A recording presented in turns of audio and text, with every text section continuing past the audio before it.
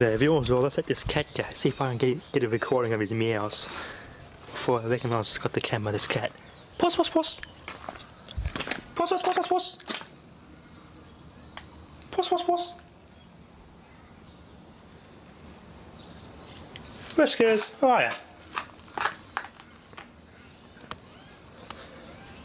Pause, pause, pause, pause, pause, pause, pause. Can you meow for us, cat?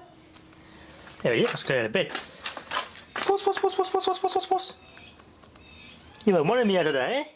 You meow every other morning. Yeah, his cat's just too camera shy. Pause, pause, pause, pause, pause. Come on. Out you come. That's a good kitty. That's a good cat. Keep him out of the fights. So he mostly gets attacked at night. So keep him locked up at night and he won't get attacked again. I got this cheap ass nasty generic CPU cooler for about $2 with 3 postage from China. I'm glad I bought this thing in the way because that's not going to cool nothing. Look how inefficiently made that is. That is cheap. That is a very inefficient design. But I'm glad I did buy it in the way, as I said, because it's got those spare clips. When I took this Intel one off that Asus motherboard to put the Zalman aftermarket cooler on there, I broke 2 of these bloody clips. It wrecked a good CPU cooler, so I took the 2 of the cheap shitty ones off this one and put them on that one. So now I've got 2 new clips on this CPU cooler now. So I got a good spare. There's nothing wrong with that fan either. That's all perfectly fine, so I got a good spare there. So at least I got some parts. I'm going to have to give everything a bit of a clean up and use this for spares. It's got the air compressor all modified. Got my other tank hooked up.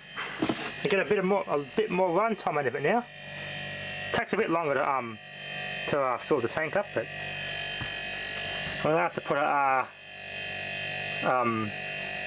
another filter dryer and a bloody a moisture bloody exchanger on this thing. Because now the compressors are getting hot. They're running at about the same temperature they would when they were in a fridge. So they're not getting any hotter doing this sort of work than they would have been in a fridge anyway. But because they're getting hot, they're putting more moisture in the system. The filter dryer only does till it gets completely soaked and they can't dry no more. So I might run a radiator or something, thought with a fan or something, or another one of those. And just have a like goes out of that to here, through the radiator, cools down, moisture goes in there, or even better yet, through this, then that, then a little radiator to cool down, then another one of those, and then into the tank. That might take care of some of the moisture issues, because if I'm going to use this thing for blowing out computers and TVs and stuff, I want the air to be dry and I want no moisture. It works quite well. Yeah, Alexa, bloody pain there. The more stuff I put in the system, the more likely it is to leak. Anyway, let's give it some stuff blowouts.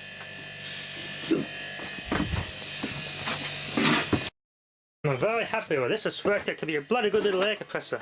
With the extra tank, it does help. I get a lot more run time out of it now.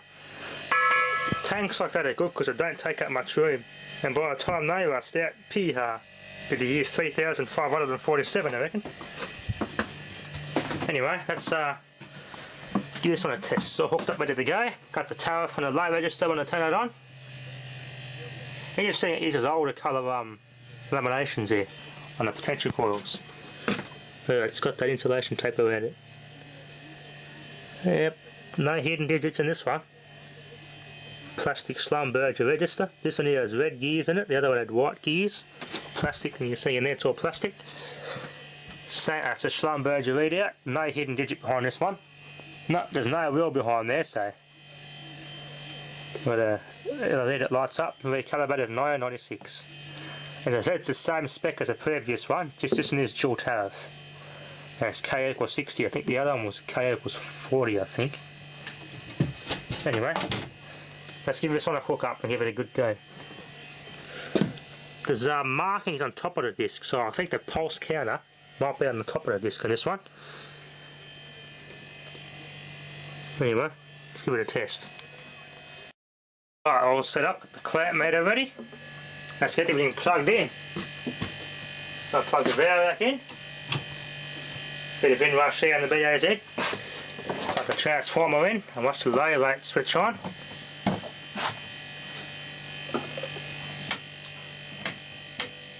Okay, there definitely on the 0. Measure the current. 2.5 to 15. 10, that's it, 10 amps, no more than that. I'll put something, the pulsar on this one's a little different. It doesn't have a little thing that hooks up to it. Not sure how this in here works. There's no external connector to go under here, like the previous meter had for the LED, so this one's kind of interesting.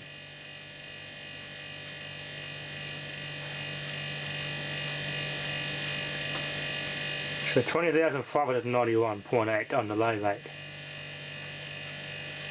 Yeah, these ones here are a little bit harder to determine how accurate they are due to their CT characteristics. So it's a multiplication, everything going on with these ones.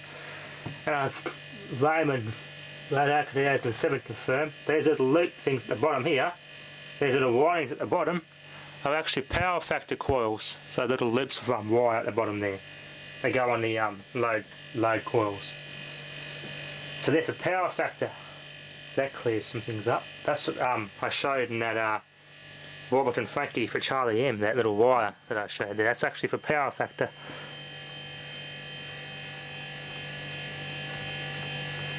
Which one? We got the top one going. Yeah, the top one is going. These ones here, Schlumberger relets are kind of cool. So it allows you to see everything with all the clear plastic they got there.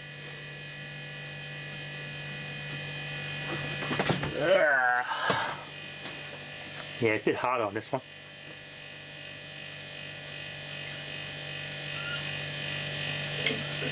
You see there?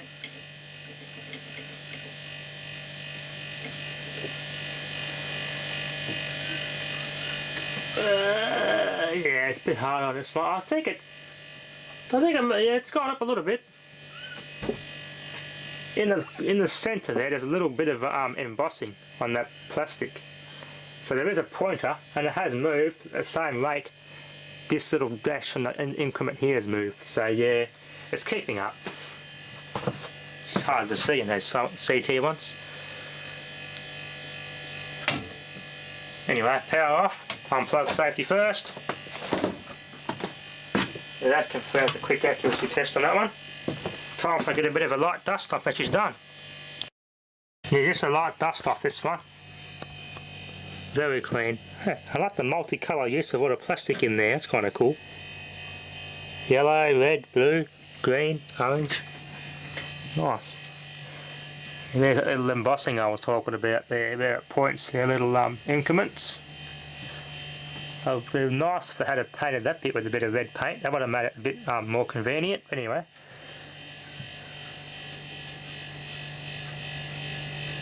$75,390 on the high rate, only $20,591 on the low rate. There we are. Just a normal SDM, not SDMR, SDMP. It does have the 3 holes there, but they only needed to use 1. As to why the LED does not get pulsed on this particular meter, I don't know. Anyway, that'll be enough for now. Thanks for watching.